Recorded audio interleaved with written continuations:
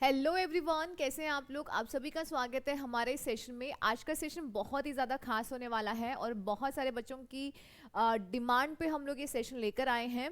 आप लोगों का 7 और 8 जनवरी को यानी कि कलर परसों जो एग्ज़ाम हुआ है ग्रेजुएशन लेवल का सीईटी, कुछ बच्चों का बहुत अच्छा हुआ है तो बहुत ज़्यादा खुश हैं और कुछ बच्चे थोड़े से निराश हो गए हैं। तो अगर आप ये सेशन देख लेते हैं तो आप भी बहुत खुश हो जाएंगे, क्योंकि यहाँ पे आज हम लोग जानने वाले हैं कि जो आपका आने वाला जो एग्ज़ाम है 10+2 का, उसके लिए आपकी स्ट्रेटजी क्या होनी चाहिए, आपको उसके लिए क्या स्टडी करना है, कितना कहाँ से कितना पोर्शन पढ़ना है। क्योंकि हमारे पास क्या है ना, बहुत सारा रायता फैला हुआ है। तो ऐसा नहीं है कि हमें सारा ही समेट लेना है, नहीं।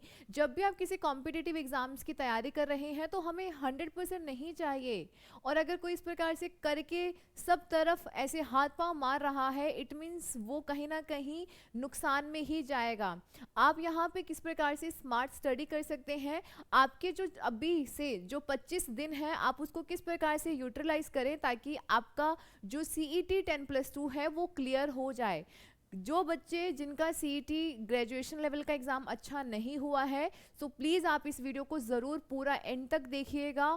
और जो यहाँ पे मैं आपको चीज़ें बताने वाली हूँ आप उनको ज़रूर उन पे फोकस दीजिएगा, तो डेफिनेटली आपका जो 10+2 वाला एग्ज़ाम है वो अच्छा होगा और आपका क्लियर भी हो जाएगा। तो यहाँ पे हम ये जानने वाले हैं कि हमें किस सब्जेक्ट को कितना पढ़ना है। आपका जो ग्रेजुएशन लेवल का एग्ज़ाम हुआ था उसके अंदर भी कहीं पे कुछ डिफाइन नहीं किया गया था कि कहाँ से कितना वेटेज रहेगा, किस पोर्शन से कितने क्वेश्चंस बनेंगे, ऐसा कुछ भी नहीं था। तो आइडिया लगा पाना बहुत मुश्किल था। जहाँ पे हम ज़्यादा का अनुमान लगाकर चल रहे थे वहाँ से क्वेश्चंस कम बने, और जहाँ पे कम का अनुमान था क्वेश्चन वहाँ से बहुत ज़्यादा बने। तो अब जो आपके पास एग्ज़ाम आया है उसी को ही देखते हुए हमें ये लग रहा है कि आरएसएमएससी बोर्ड जो है वो 10+2 का जो एग्ज़ाम है उसका पैटर्न भी कुछ यही रखने वाला है। जैसे एक होप मिली है, ताकि हम अपना जो स्ट्रेटजी है उसे बहुत अच्छे से एक तय करके और काफ़ी अच्छे से अगर चलेंगे तो अभी भी आपके पास टाइम कम नहीं है। और इस टाइम में अगर आप बहुत अच्छे से अपने टाइम को यूटिलाइज कर लोगे तो आपका सिलेक्शन जो है वो यहाँ पर डेफिनेटली हो जाएगा। तो चलिए यहाँ पे बात करते हैं, यहाँ पे हम इस संपूर्ण विश्लेषण को जानेंगे और हम ये देखेंगे कि हमारी जो फाइनल जो रणनीति है वो क्या होनी चाहिए, हमें किस प्रकार से स्मार्ट स्टडी करना है। आप लोग ये तो जानते ही हैं कि आपके पास 150 क्वेश्चन रहेंगे और हर क्वेश्चन जो है वो 2 नंबर का है, तो लगभग आपका 300 नंबर का ये पेपर होगा। और उस 300 नंबर के पेपर के लिए आपको दिए जाएंगे 3 घंटे। 3 घंटे में आपको अपना पेपर जो है ये कंप्लीट करना होगा। कोई नेगेटिव मार्किंग नहीं है, सारे अंक जो है यानी कि हर क्वेश्चन जो है वो 2 नंबर का ही रहेगा। और आपका 10th लेवल तक सॉरी सीनियर सेकेंडरी यानी कि आपका 10+2 तक का ही आपका जो भी सिलेबस दिया गया है या उसी हिसाब से आपसे क्वेश्चंस बनेंगे। तो अभी हमारे पास जो ग्रेजुएशन लेवल का जो पेपर हमने देखा है वो पेपर मॉडरेट लेवल का था। कितनी कट ऑफ रहेगी इसके लिए मैंने वीडियो बना दिया था, अगर आपने नहीं देखा है तो जाकर ज़रूर देखें। और उसके साथ साथ में अब आगे हमें कैसे करना है, तो आपने जब ग्रेजुएशन लेवल का पेपर देखा था तो आपने उसमें ये ज़रूर देखा होगा कि वहाँ पर जीके है, उसके अलावा करंट है, इकोनॉमिक्स है, यहाँ से लगभग आपका 100 नंबर का पेपर था।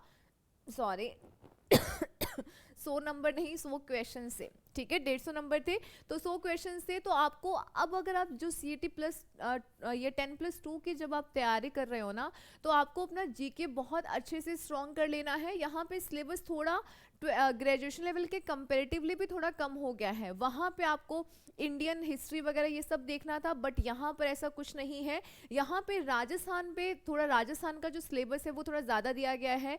जैसे राजस्थान की हिस्ट्री है, राजस्थान का कल्चर है, राजस्थान की पॉलिटी वगैरह है, यानी कि राजस्थान पे थोड़ा फोकस आपको ज़्यादा करना है। यहाँ से क्वेश्चंस आपके ज़्यादा बनेंगे, ओके।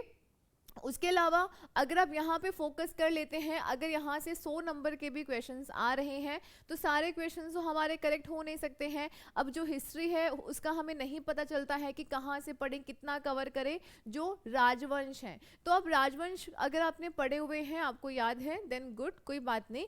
अगर जिसको नहीं याद है तो आप लोग अपना जैसे कि कल्चर है उस पर अच्छे से फोकस करें। उसके अलावा जो मॉडर्न इंडियन आपका जो मॉडर्न जो आपका हिस्ट्री है, जैसे कि 1857 की क्रांति है, उसके अलावा आपके जो प्रजामंडल है, ये सारी चीज़ें आप बहुत अच्छे से कवर कर लीजिएगा। साथ ही में आपको यहाँ पे कला और संस्कृति यानी कि आर्ट एंड कल्चर बहुत सारे क्वेश्चंस पूछे गए हैं, तो आपको यहाँ पर भी इस पेपर के लिए भी आर्ट एंड कल्चर पे बहुत अच्छे से फोकस करना है।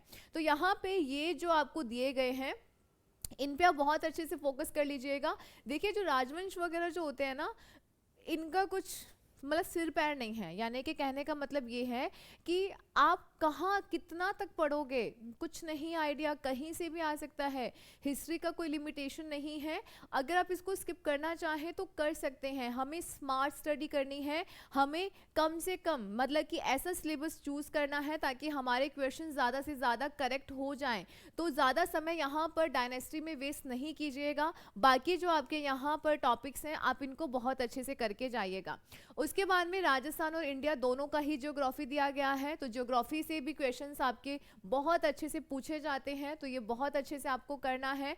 अर्थव्यवस्था देखो इकोनॉमी के जो क्वेश्चंस हैं वो आपको करंट से रिलेटेड ही याद करने हैं, ठीक है। तो आप अपना करंट बहुत अच्छे से प्रिपेयर कीजिएगा। अगर आपने करंट कर लिया है तो करंट और जीके आपका बहुत अच्छे से हो जाएगा, ठीक है। तो ये कौन कौन सी योजनाएं हैं, ऑब्वियसली इस सरकार के समय पे कौन कौन सी स्कीम्स वगैरह हैं, उनको बहुत अच्छे से करके जाइएगा, क्वेश्चंस बनेंगे। उसके अलावा आपको यहाँ पे ना दिया गया है कि पॉलिटी, अब पॉलिटी आपको राजस्थान की ज़्यादा पॉलिटी पे फोकस करना है। देखो यहाँ पे राजस्थान पर विशेष बल के साथ भारतीय राजनीतिक व्यवस्था, यहाँ पर इंडिया की भी आएगी, बट आपको राजस्थान की पॉलिटी पे ज़्यादा फोकस करना है। कौन कौन से आयोग हैं, अब आयोग में यहाँ से कैसे क्वेश्चंस बन जाते हैं कि आयोग कब बना था, उसके पहले अध्यक्ष कौन है, वर्तमान में कौन से अध्यक्ष हैं, या वित्त आयोग है तो अभी कौन सा वित्त आयोग चल रहा है, कुछ इस टाइप से प्रश्न यहाँ से पूछे जाते हैं। उसके अलावा जैसे कि कुछ स्टेटमेंट वाइज दे देगा प्रश्न, जैसे कि 2-3 स्टेटमेंट दे दिए हैं किसी पर्टिकुलर आयोग को लेकर, तो जो मेन चीज़ें मेन इंपॉर्टेंट बातें हैं वो आप बहुत अच्छे से अपना तैयार करके जाइएगा। देखो जो आपका 7 और 8 जनवरी को पेपर था, 7 को हमने जब पेपर देखा तो हमें आइडिया लग गया कि 8 को भी ऐसे क्वेश्चन बनेंगे, बट हमारे पास टाइम नहीं था सॉरी। अब आपके पास ना यहाँ पे प्रॉपर टाइम है, लगभग आपके पास 20 से 25 दिन, छोटे मोटे 2-4 दिन निकाल दें तो आपके पास यहाँ पर लगभग मानकर चलिएगा कि 25 या 20 से 22 दिन है। तो इन दिनों में आप अपनी तैयारी को बहुत अच्छे से कर सकते हैं, ये टाइम कम नहीं होता है, बहुत होता है, और आप पहले से कर भी रहे हो तो चिंता करने की यहाँ पे कोई भी ज़रूरत नहीं है। अगर आप थोड़ा सा ऐसी स्ट्रेटजी बना के करोगे तो डेफिनेटली हो जाएगा, ठीक है। उसके अलावा साइंस का यहाँ पे सिलेबस बहुत लंबा चौड़ा है, तो मे बी पिछली बार तो साइंस के क्वेश्चंस इतने नहीं थे, परंतु मे बी चांसेस है कि यहाँ पे साइंस के क्वेश्चंस बनेंगे, और 10th लेवल तक की ही आपको, सिर्फ 10th लेवल तक की ही साइंस को पढ़ना है। यहाँ पर दिया भी गया है कि 10th लेवल तक की ही साइंस ही आपसे यहाँ से प्रश्न पूछे जाएंगे। उसके अलावा काफ़ी लंबा चौड़ा यहाँ पे सिलेबस है। अगर आप इसमें से जो बायोलॉजी के टॉपिक्स हैं, कुछ केमिस्ट्री के टॉपिक्स हैं, वो मेरे चैनल पर अवेलेबल हैं, अगर आपने वो नहीं किए हैं तो कर सकते हैं। अभी हम 1-2 दिन में ना इनकी जो टेस्ट सीरीज वगैरह हैं क्वेश्चंस लेकर आएंगे। टॉपिक करने का तो टाइम नहीं है, बट ये जितने भी टॉपिक्स हैं वो हम सारे एमसीक्यू की फॉर्म में अच्छे से कवर कर लेंगे, ठीक है। तो ये कुछ सिलेबस है। उसके अलावा मैंने यहाँ पे मैथ्स वगैरह का नहीं लिया है, मैथ्स है, रीजनिंग है, हिंदी है, इंग्लिश है, ये भी आपके पास सिलेबस आई थिंक मैं मानकर चल रही हूँ कि आपके पास यहाँ पे सिलेबस होगा, ठीक है। तो आप अपना सिलेबस देखिएगा। मैथ्स इंग्लिश वगैरह अगर आपका इसमें से थोड़ा बहुत कुछ वीक है तो स्किप कर सकते हैं, बट सिंपल सा पेपर रहेगा, ज़्यादा कुछ टफ नहीं रहेगा। कोशिश करें कि जो मेन टॉपिक है जहाँ से प्रश्न बन जाते हैं उनको बहुत अच्छे से कवर कर लें। अब ये जो आपके पास अपॉर्चुनिटी है इसको जाने नहीं दें, क्योंकि फिर पता नहीं, क्योंकि ये जो आपका प्री एग्ज़ाम है, ये जो आपका कॉमन एलिजिबिलिटी टेस्ट है CET, ये आपके बहुत सारे दूसरे एग्जाम्स का बेस बनेगा। अगर आपने इसको क्लियर कर लिया तभी आप दूसरे एग्जाम्स में एलिजिबल होंगे, अदरवाइज नहीं होंगे, ठीक है। तो पहले ऐसा नहीं है, पहले हमें लगता था कि अलग अलग वैकेंसीज है, फॉर्म फिल कर दो, इसमें नहीं हुआ तो उसमें हो जाएगा, बट नहीं, ये आपको टेस्ट या ये जो आपका एग्जाम है ये क्लियर करना बहुत ज़्यादा ज़रूरी है। इसी वजह से बहुत अच्छे से एक सिस्टमेटिक चलिए, और जहाँ जहाँ से क्वेश्चन ज़्यादा पूछे जा रहे हैं उसको बहुत अच्छे से कर लीजिए, तो डेफिनेटली आपका हो जाएगा। इससे रिलेटेड अगर आपकी कोई क्वेरी है तो आप कमेंट सेक्शन में पुटअप कर दीजिएगा। चैनल को सब्सक्राइब कर लें, क्योंकि ऐसे ही अनदर फर्दर वीडियोस आपको मिलते रहेंगे हमारे इस चैनल पर। और बेल आइकन को प्रेस कर दीजिएगा। हमारे चैनल को सब्सक्राइब कर टेलीग्राम पे हमारा चैनल है, दिव्या चंदानी मैम के नाम से भी है और दिव्या चंदानी के नेम से भी है। दोनों के ही लिंक मैं आपको डिस्क्रिप्शन में दे दूंगी, आप उन दोनों को ज्वाइन कर सकते हैं। मिलते हैं नेक्स्ट वीडियो में, टेक केयर।